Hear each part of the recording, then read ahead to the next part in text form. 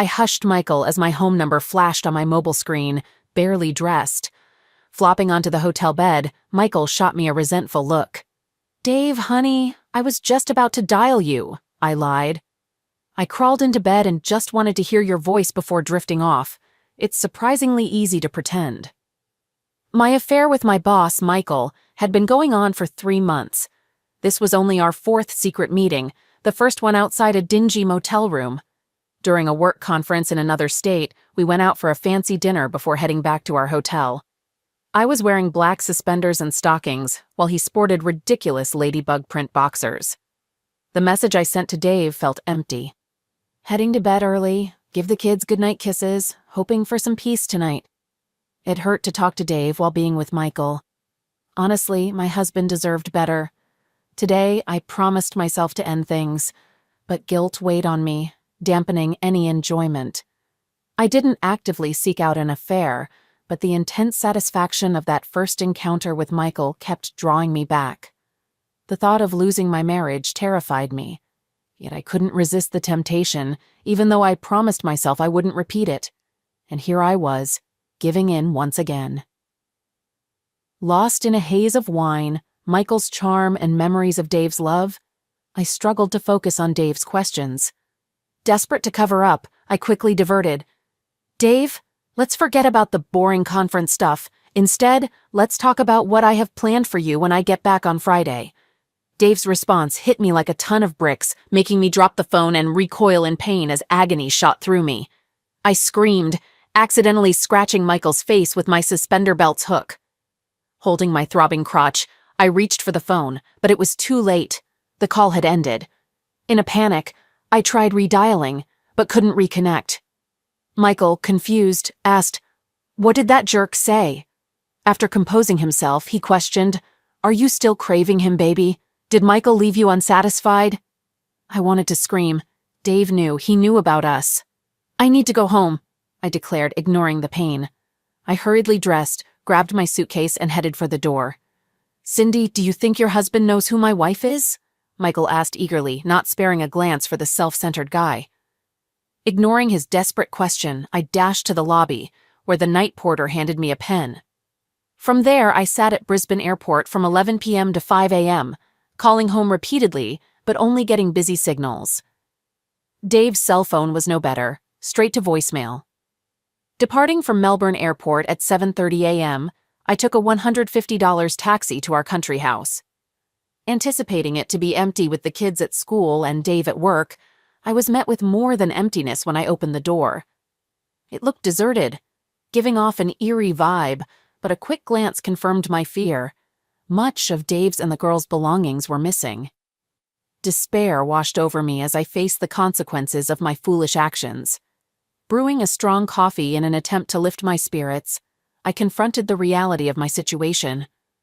Exhausted from lack of sleep for over a day, the restless night before, and the burden of heavy thoughts during the flight, I felt weighed down. Where could Dave have gone? It took an hour to remember that our phones had a tracking feature to find a partner's phone, and another hour to figure out how to use it. But it revealed Dave's cell phone heading north on the Hume Highway. I should have known right away. In times of stress, Dave always sought comfort with his sister, his only living relative, who lived in Albury, reachable via the Hume. Hurrying out of the house with only the luggage I had in Brisbane, what should have been a 4-hour drive to Albury turned into a nightmare. The monotonous roads threatened to lull me to sleep, but I knew reaching Dave as soon as possible improved our chances of saving our marriage. Why hadn't I thought about it sooner? I didn't rest, constantly calling Dave's cell phone. Thoughts of divorce swirled in my mind, knowing that the law favored women in custody battles. Dave was devoted to our kids. He wouldn't want this. But if necessary, I could use it to my advantage. Struggling to stay awake, I finally arrived at my sister-in-law's cottage. The house was silent and empty. They probably expected me to chase after them and ran off. I decided to stay in the car and wait for their return. I must have fallen asleep for a couple of hours because it was already late evening when I woke up. A brief nap didn't help at all. I cursed myself for not using the phone tracking feature again. Dave's phone was now nearing the outer suburbs of Sydney. Without much hesitation, I set off in pursuit, but exhaustion nearly got the best of me, forcing me to stop at a motel in the town of Yas. Before collapsing onto the bed, I checked Dave's location. The phone was pinpointed in the Taralga area of Sydney. What was he doing in Taralga? There were no friends or family there, no one I could recall. I woke up just after 4 in the morning, thinking I might catch Dave when he was too tired to ignore my call. I immediately dialed his mobile number, but it went straight to voicemail.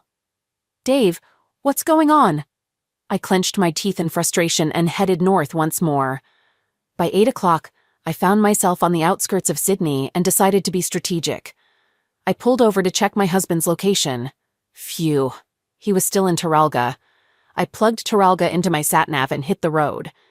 Ever experienced Sydney traffic on the Thursday before a long weekend? It's a nightmare. When I finally reached Taralga, my car was running on fumes. Honestly, I was barely holding on myself. A quick snack at a roadside diner just wasn't enough to handle the stress. Stopping on the side of the road, I took another look at where Dave was. According to the tracker, he was 50 kilometers east of Sydney. How was that possible? There's nothing but the Tasman Sea there. On closer inspection, I noticed his altitude was 6,000 meters and his speed was over 500 kilometers per hour. That jerk was on a plane. I watched as the trail veered north and vanished. Dave and my kids were on a plane going nowhere.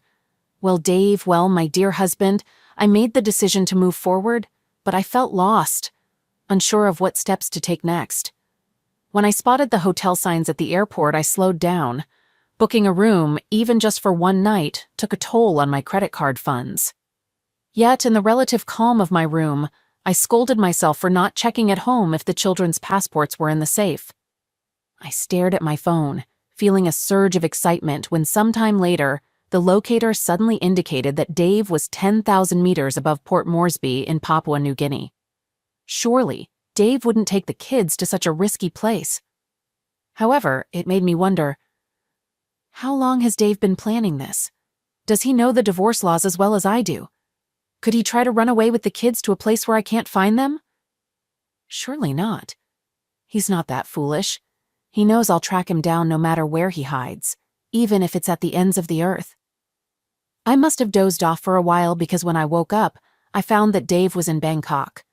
However, I wasn't going to make the same mistake again and decided to keep an eye on him to make sure he wasn't transiting somewhere else. It was a long night, at the end of which Dave was still in Thailand. Now my problem was how to get from Sydney to Thailand when my son was lying at home in Melbourne. Trying to book a plane ticket home revealed that my credit card was exhausted. I jumped on the internet, and after a few clicks, I discovered that all but $2,000 had disappeared from all accounts that I could access. It definitely seemed like my smart husband had made his move and left me without any resources to find him. But why would he want to leave me with nothing? Was it his sense of fair play? The remaining drop of love for me? I stopped understanding him. I transferred the money to a credit card and bought the cheapest flight ticket from Sydney to Melbourne. I abandoned the car in the airport parking lot. My children were more important to me. The budget airline canceled the first 2 flights that could have taken me. Why didn't I think to take my passport with me right away? I was hoping that Dave and the girls would stay in Thailand for a fun weekend. Otherwise, I would be so damn unhappy. The money was running out catastrophically. I returned home after another exorbitantly expensive taxi ride. I made sure that Dave hadn't moved anywhere yet and called the travel agency I usually used. The next morning, I secured a last-minute spot in a freight class transporting cattle to Thailand. The agent confirmed that I didn't need a visa. A trip to the safe for a passport confirmed that my children's passports were there. I just gritted my teeth. "Right, watch out, Dave. I'm coming." Since the flight was at 8 a.m. and I didn't have a car, I ordered a taxi for 4 a.m. and went to pack my things. When the sky was still pitch black, I woke up quite alarmed. Well, at least I got some sleep.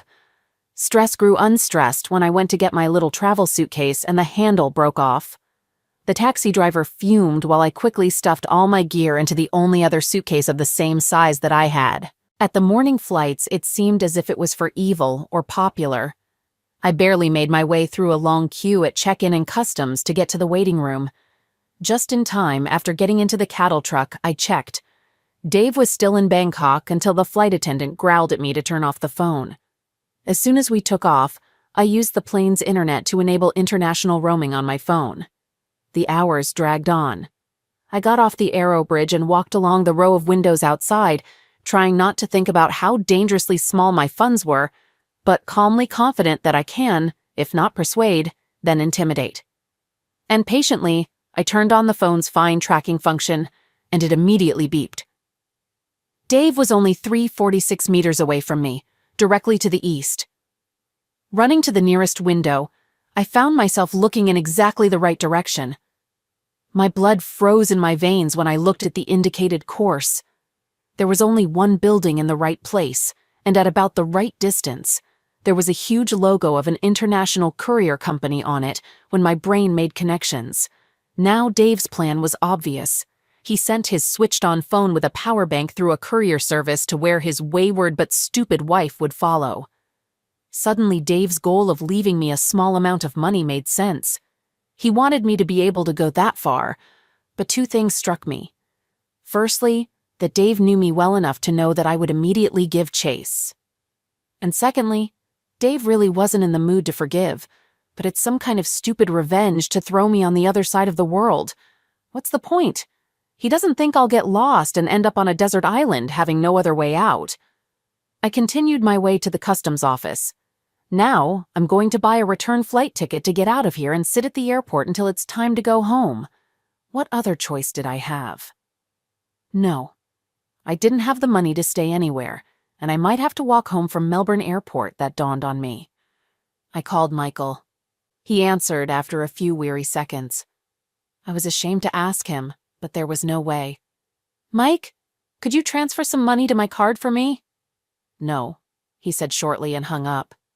Everyone betrayed me. That's it. I stood at the end of the queue at Thai Customs. I've been exhausted from the chase for the last 2 days. The lower back was tied in a knot. The stomach did not know whether it wanted to be empty or to be full, and then I noticed 2 heavily armed policemen walking slowly along the queue. They were constantly looking at some photo, and then carefully at each woman. Their faces lit up with joy when they saw me.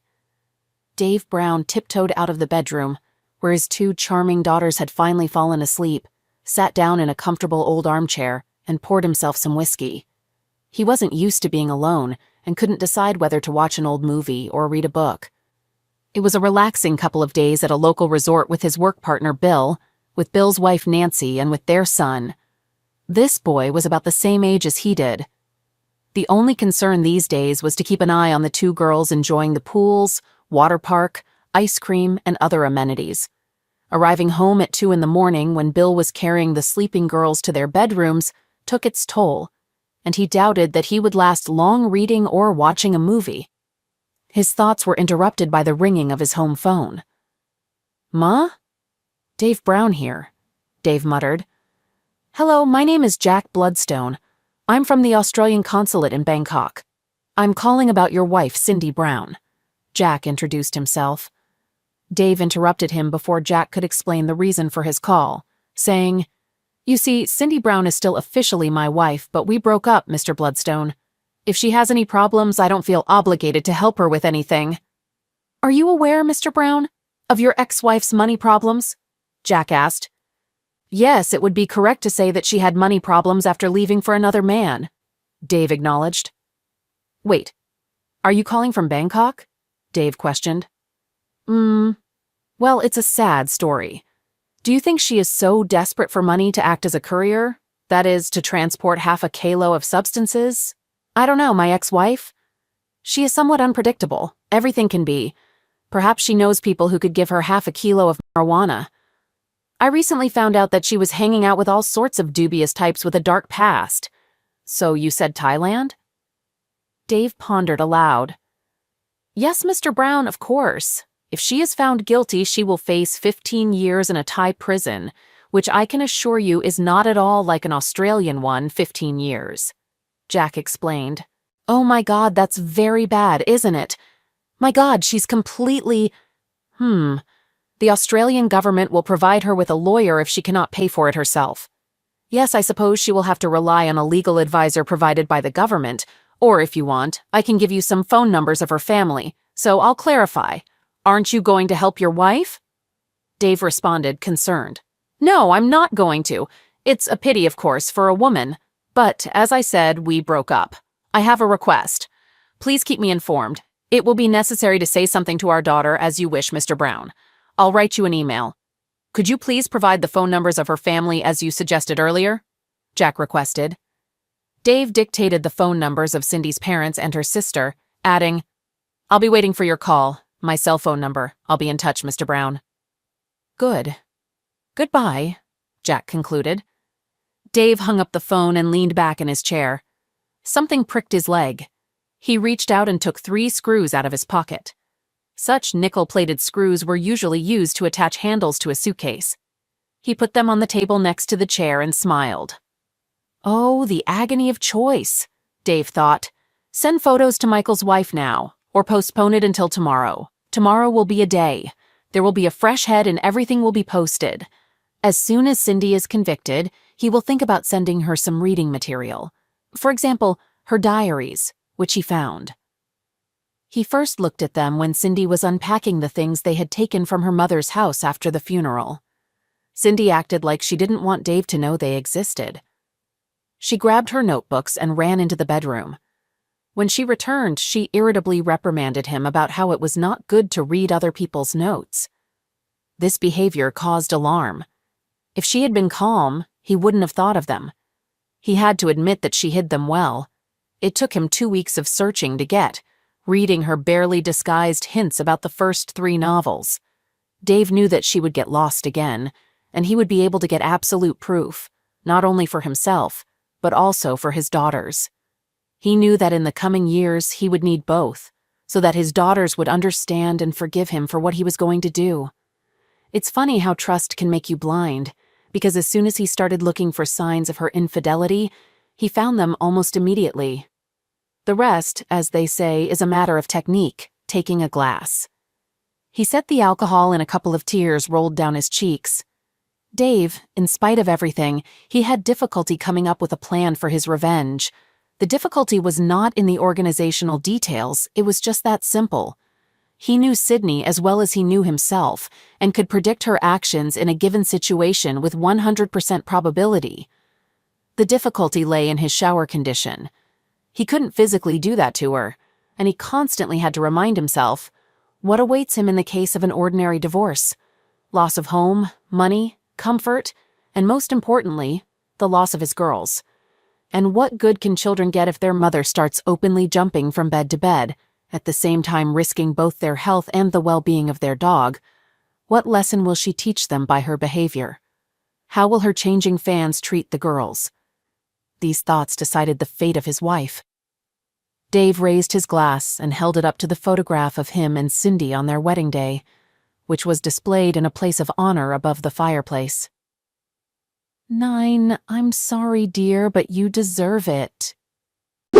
All right, that was a fun story. Now let's move on to another exciting one. Stay tuned and let's dive in. For some background here, I had a wife when I was 24 years old and she was 19. We got serious, got married, had 2 kids in a relatively short period of time. Smack! Why the rush? Take your time, gentlemen. I went to college, thank God. Got a job with the potential for a good career. I made enough money for us to live reasonably well. Not rich, though, on my salary alone. She did not go to college. She never had any issues holding a job, but she never had a high-paying one either. After our first son was born, she stopped working to stay at home to be a full-time mother.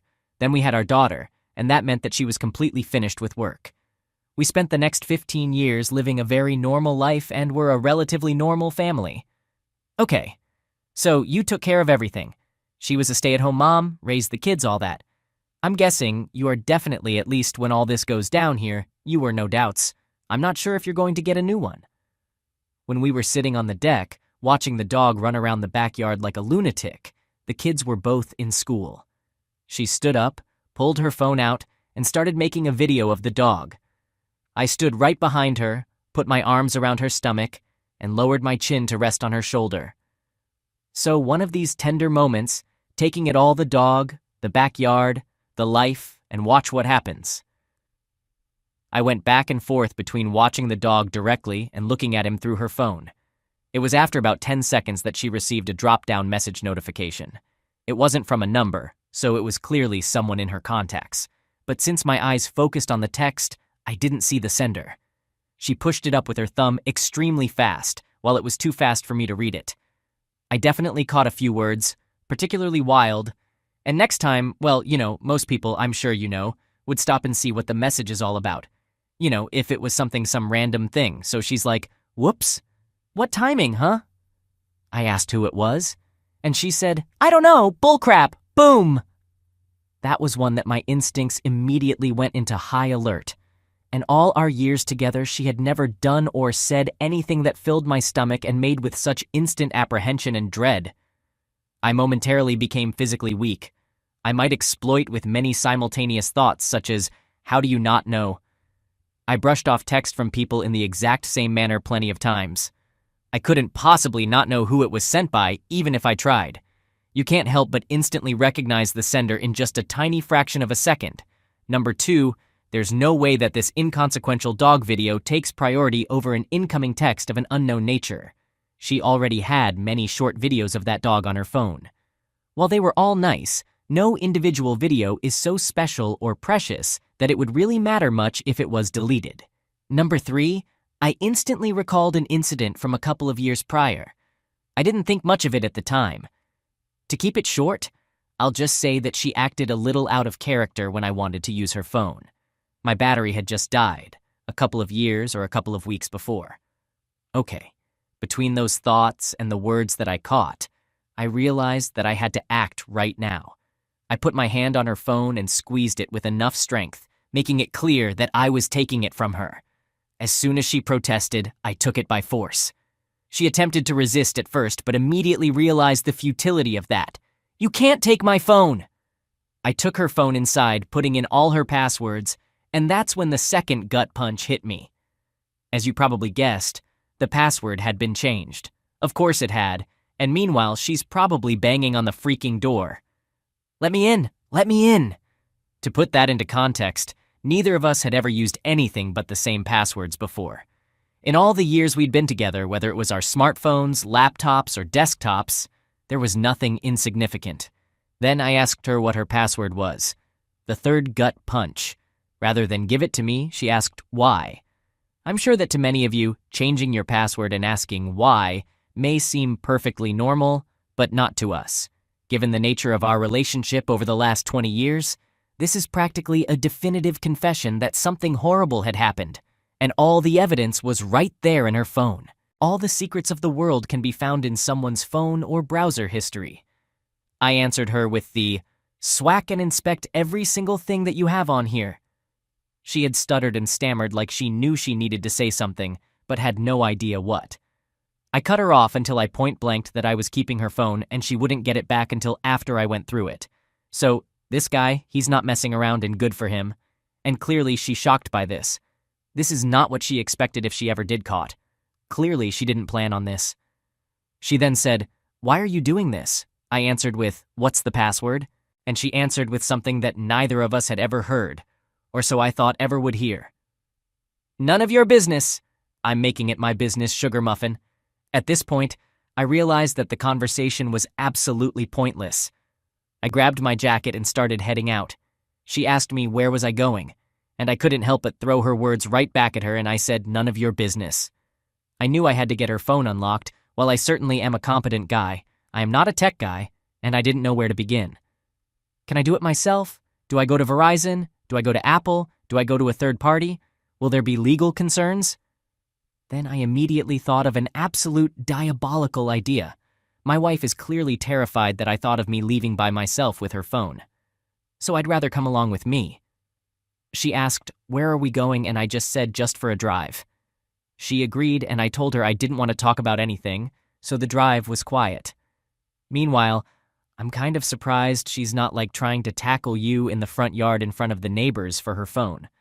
As far as I was concerned, the silent drive just added to my belief that she had done something unspeakable.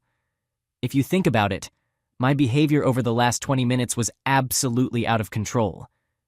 If she was innocent, she would have been horrified and furious at what I was doing to her. But no, instead of telling me what a monster I was, expressing her shock and disbelief that I was even capable of behaving in this way, it seemed like her only genuine concern was what ultimately happened with her phone. Well, I've done plenty of stories when the wives, girlfriends, whatever were guilty as hell, but they still put on the act that, you're such a monster, you're such an a-hole, how dare you not trust me, you all get the point. So just because she wasn't doing that doesn't mean that, I drove to a public park, located about 3 miles from the house. Since it was a weekday and the weather was chilly, the park was practically empty. I opened the door and got out without saying anything. She started to say something, but I completely ignored her. Then she got out of the car and started coming around to my side. After she took a few steps, I quickly opened my door, got back in the car, and locked the doors. "Well, you mentioned it's cold outside," I remarked. She became absolutely distraught and asked what I was doing. I told her that she was either going to give me the password or I was going to leave her here with no phone and no ride. So this is funny, but you all can imagine how this could go very bad for him if you think about it. In hindsight, I really was ashamed that I wasn't in the right state of mind to properly enjoy and appreciate her absolutely epic and glorious meltdown. Considering that I was only 30 minutes in to what was ultimately the absolute destruction of my life, as I knew it, I wasn't able to enjoy any satisfaction whatsoever. At least I was fortunate enough to witness it. At that point, I started to feel a little bit guilty and began to second-guess it myself. But those thoughts were immediately dismissed by the realization that she should have ended all this, and she could have ended this at any moment, but simply by giving me the password. Because You're having a battle of wills here, man. And she's not gonna budge. I told her through the barely cracked window that was gonna getting her phone to go through everything and that nothing could be done to stop me. That I told that the only thing she has any control over is whether she gets a ride back to the house or gets stranded. And of course, the only way to get right home was to give me the password. Dude, you're not effing around, are you? You have to play hardball. That's what is respected. It is what it is. I then started the car and told that I'll be driving away in 10 seconds and I wouldn't be looking back. After 10 seconds, I put the car in drive, took my foot off the brake, and the car slowly started moving forward. She's still standing her ground. She's not budging. I was quite concerned that she would throw herself in front of the car to stop me. Laughs. That's actually pretty funny. You're driving away and she's on the windshield, Thankfully, she's not. After the car slowly rolled a few feet, she finally gave me the password. "It's about ducking time, you stubborn jackass!" she exclaimed.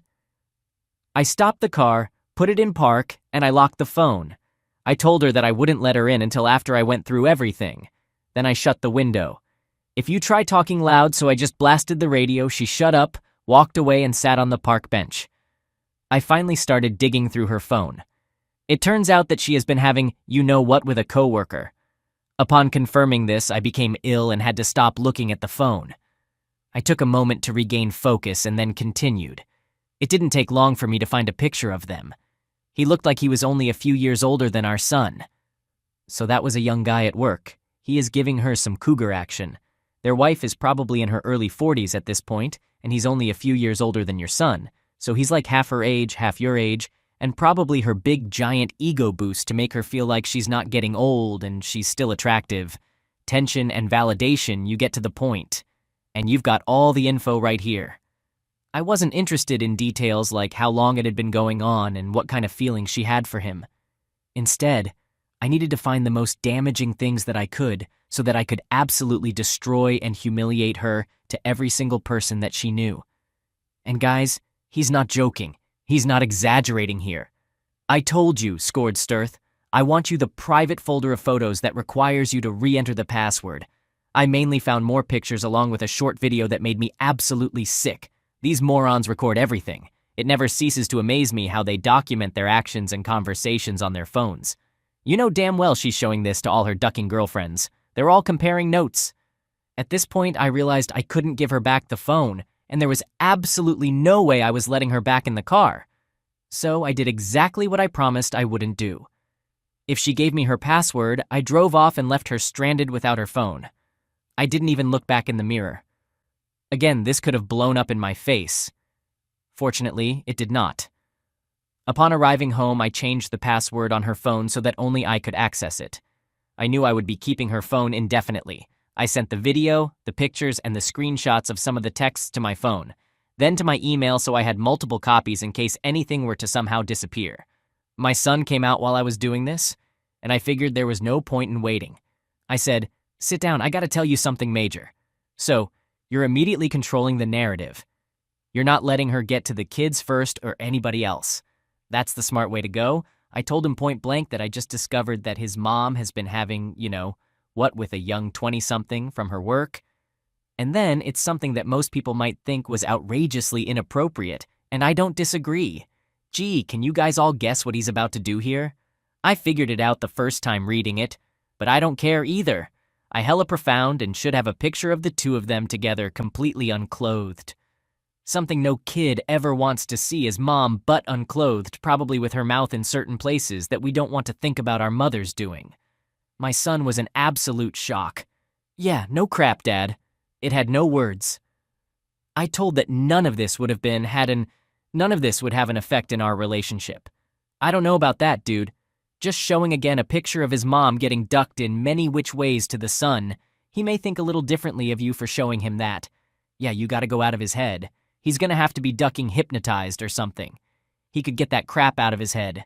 Every time I look, and every time his mom wants to get my casket and be like, "Oh, craw, she used to ducking Aquafresh." Then I told him that I was sorry to have to say this, but the truth is that his mother is nothing but a dirty witch. I'm going to divorce her immediately. I told him that he'll be free to live with whichever one of us he wants to. Gee, tough decision. I told him that I was sorry to be dropping all of this on him out of nowhere, but I just discovered all of this myself only a couple of hours ago. I told him that the picture I showed him was one of many, and that his mother's phone had more than enough indisputable evidence, including a video, to prove that everything I told him was 100% true. That's all, and he was free to look through the phone himself. "I think one picture is enough, Dad, for him to get the point," he said. But I understood if he didn't want to, you think? He did not. He said the picture was all he needed to see. I asked him how I should tell his sister. Probably not showing her the pictures again. He said that he would take care of that, and I agreed. My wife eventually made it home. To this day, I don't know how or care how. I told her that I'm going to think about speaking to her and to take everything she needed from my bedroom and move into the spare bedroom. Well, good for you. And in all these stories, usually it's the husband that moves into the spare bedroom or the cottage or the goddamn couch in the basement that's, 75 years old. No, she can leave. Good. And to take everything she needs from my bedroom. But my son just looked at her in disbelief, and of course, the waterworks began. Of course, one out of LL Falls in the Agri Falls. He told us to stay away from him, and she went directly upstairs. A while later, our daughter arrived home. My son immediately took charge and told her to come outside with him for a moment. Yeah, because your son didn't want him to show you more of your life's adventures on her phone. He grabbed his mother's phone, so I gave him the password.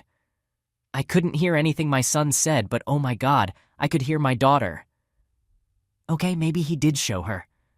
The wife obviously could too, because the cries from upstairs were loud and clear in the kitchen. Oh, I can only imagine the noise coming from the spare bedroom where she was like, "Shut the duck up, I'm watching the playoffs." The next few days were surprisingly uneventful.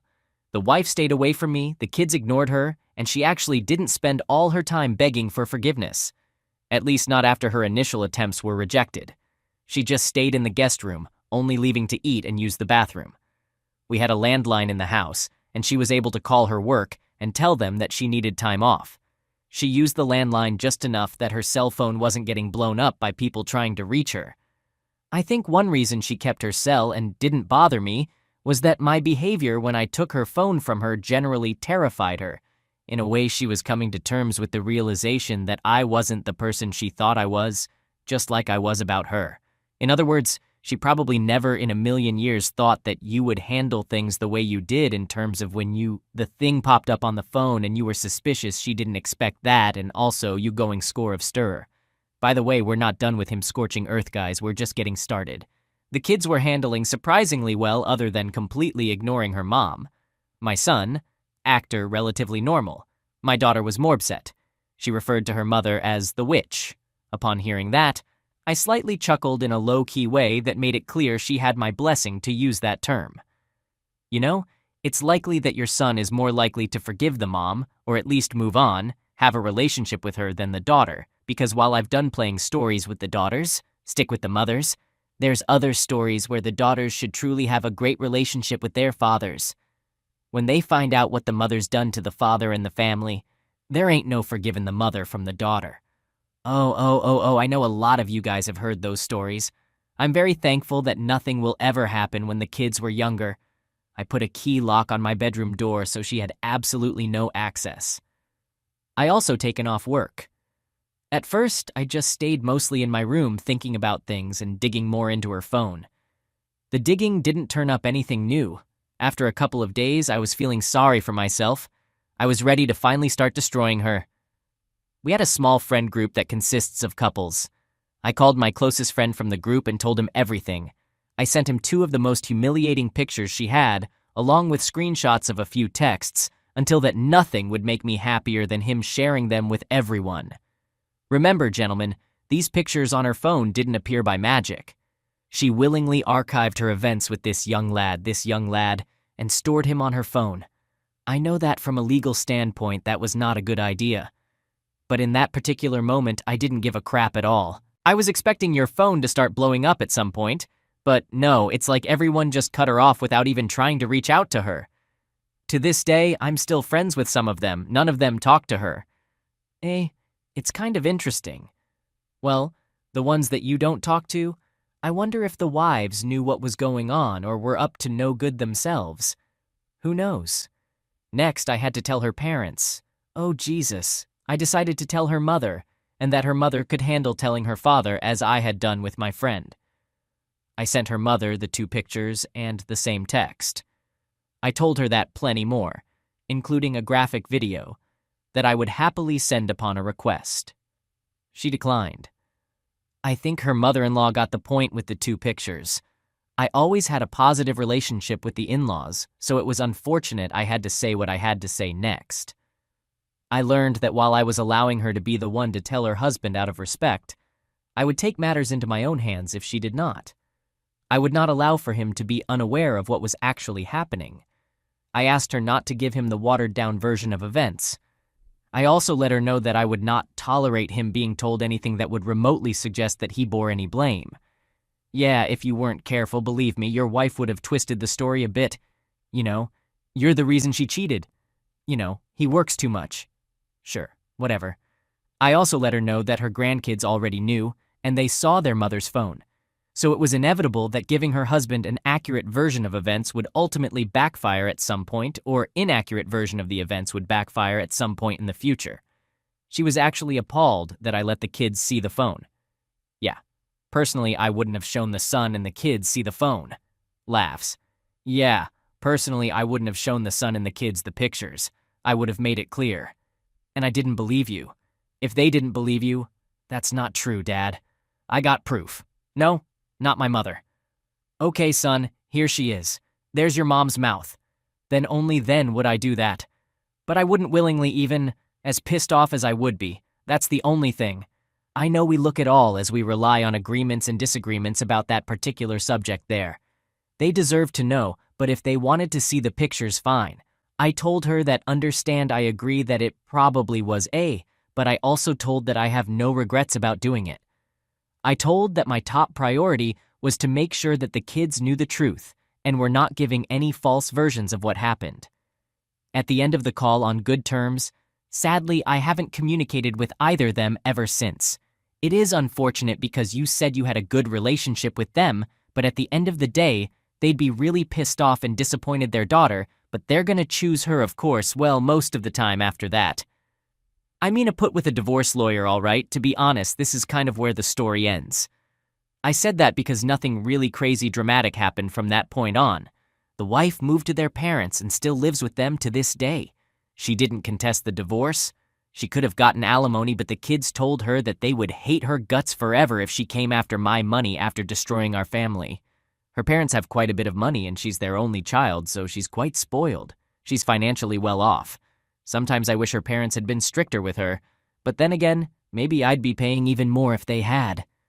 Both kids stayed with me until they moved out. I sold the house and gave her, the cheating witch, her portion. I couldn't resist. She got her share of the profit as per our divorce agreement. It was a substantial amount, and you can bet I kept the dog, R.I.P. Buster. Eventually, the kids let their mother back into their lives, but it was never quite the same. My son put it best when he told me that he had forgiven her, but he would never forget. I've stayed single, having had a couple flanks since then, but nothing more than that. The kids are doing just fine.